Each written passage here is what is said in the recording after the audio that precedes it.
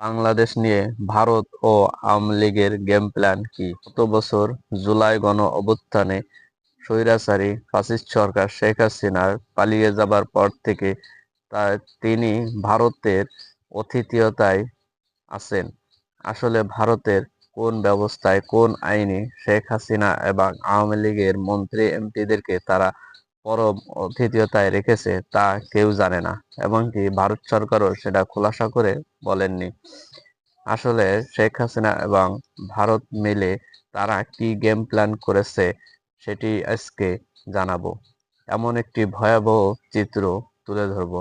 শেখ হাসিনা এবং তার এমপিরা মিলে ওখানে বসে বিশাল ষড়যন্ত্র করতেছে, কিভাবে অন্তর্বর্তী সরকারকে হটিয়ে শেখ হাসিনাকে আবার ক্ষমতায় বসানো যায়, সেই চেষ্টাই করতেছে ভারত এবং আওয়ামী লীগের বিভিন্ন মন্ত্রী এমপিরা। তারা সেখান থেকে কোটি কোটি টাকা খরচ করতেছে বাংলাদেশে কিভাবে একটি অস্থিতিশীল তৈরি করা যায়, দেশের মানুষকে কিভাবে আবার রাজপথে নামানো যায়, সেই পায়তারা তারা করতেছে। সেখান থেকে কলকাঠি নাড়তেছে ভারতীয় সরকার এবং শেখ হাসিনা সরকার। তারা চেষ্টা করতেছে কিভাবে ডক্টর মোহাম্মদ ইউনূসকে হটিয়ে আবার শেখ হাসিনাকে ক্ষমতার মসনদে বসানো যায়।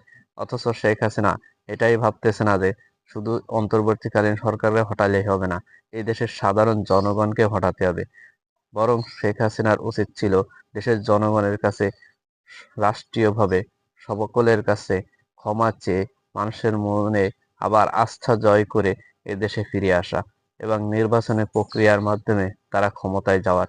সেটি না করে তারা ষড়যন্ত্র করতেছে। দর্শক, শেখ হাসিনার এই কাজগুলো কি ঠিক হচ্ছে কিনা, এভাবে ক্ষমতায় আসায় যায় কিনা, কমেন্ট বক্সে জানিয়ে যাবেন এবং ভিডিওটি ভালো লাগলে শেয়ার করবেন। ধন্যবাদ।